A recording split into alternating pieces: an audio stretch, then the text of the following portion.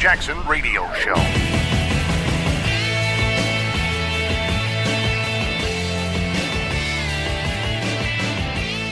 The reviews are in.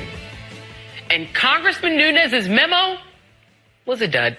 The Nunes memo is a dud. Let's start with Sean Hannity. Not to be undeterred by the sort of dud factor of the memo. That this memo was a complete dud. It overpromised and underdelivered. I mean, it's pretty much a dud. I got to tell you, though, I mean, it's kind of a dud. It doesn't really deliver. I prefer really big revealing documents to really narrow duds. This looks like a dud.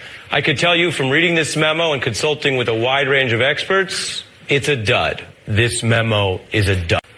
Nothing. A dud.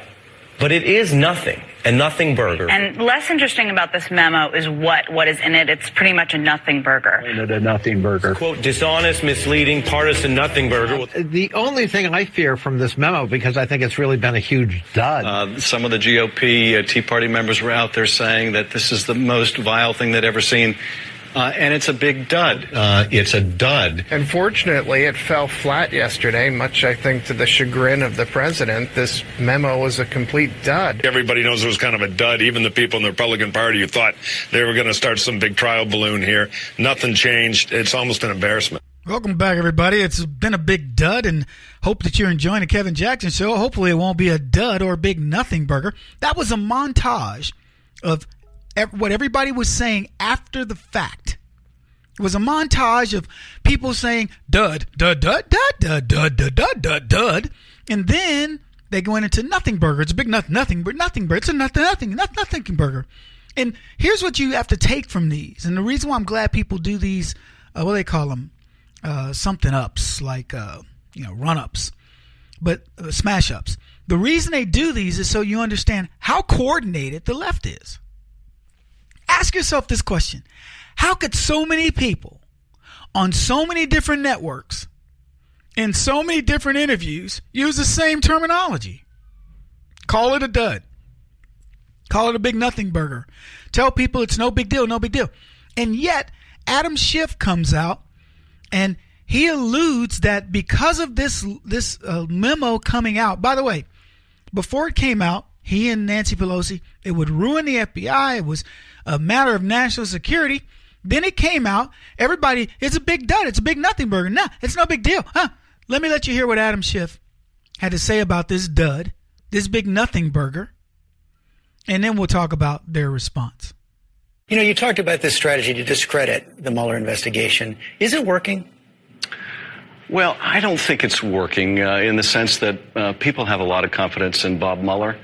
But it is impeaching the FBI. And the problem with this, and this is, I think, at the heart of the department's concern, is if you have a neighbor who's buying fertilizer, lots of fertilizer, but has no yard, and you have concerns about it, and you want to call the FBI, you're now going to wonder, is that FBI going to hold my name in confidence or this information in confidence? What if this becomes politicized?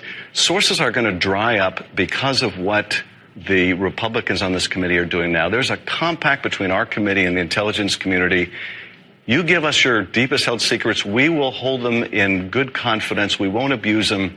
They're going to share a lot less with us now, and other sources of information are going to decide not to share with the FBI because they can't rely on our committee not to be partisan in the handling of that information. And that's a deep disservice, which ultimately makes the country less safe.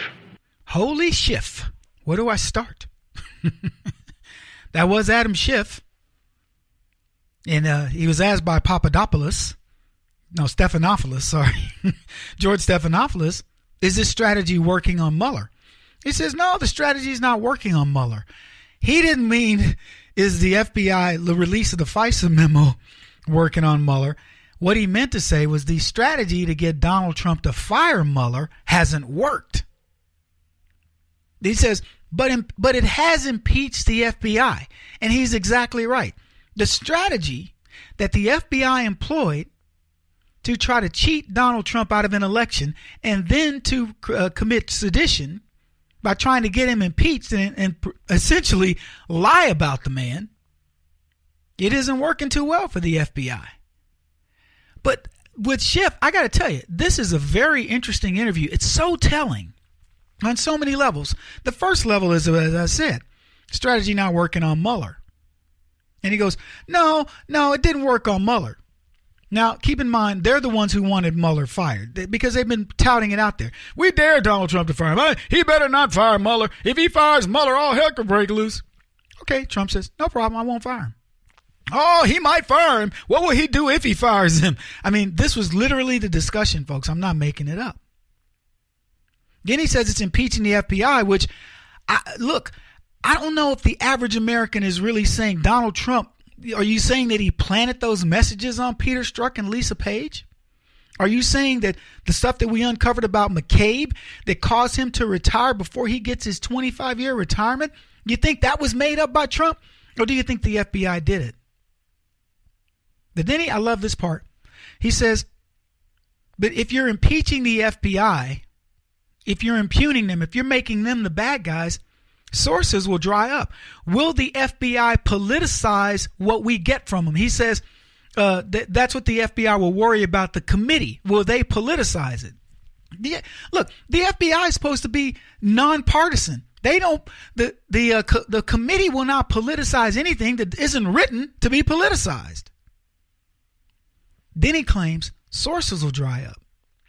What's interesting was he uses the analogy of, well, think about it. If you see your neighbor and he's got a bunch of fertilizer and no grass, you may not want to report that to the FBI. Is that the case? Would you report that to the FBI if you went, it's kind of weird. This he's got a gravel yard, but he ordered a truckload of fertilizer. I just saw the Green Thumb bring it to him. He's not in the landscaping business. I just wanted, as Janet Napolitano would say, if you see something, say something.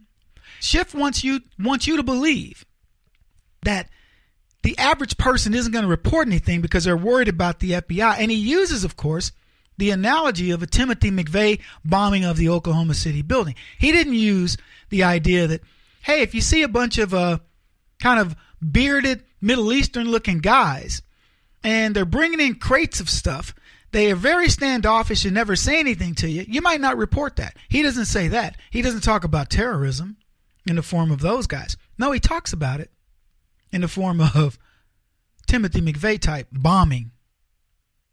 And he says these agencies that rely on the FBI is not going to want to share as much. Those agencies won't want to share as much with the FBI and so on and so forth. He's exactly right on that.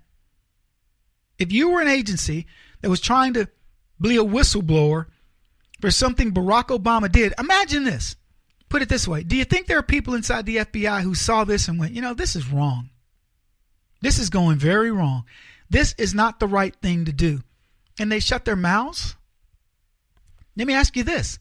Do you think that people are more willing today to share with Congress and other committees and say, I'll whistleblow? Or do you think they were more likely to do it 6 months ago?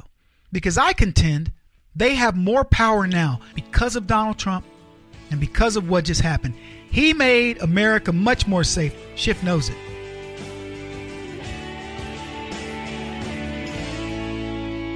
This is the Kevin Jackson Radio Show.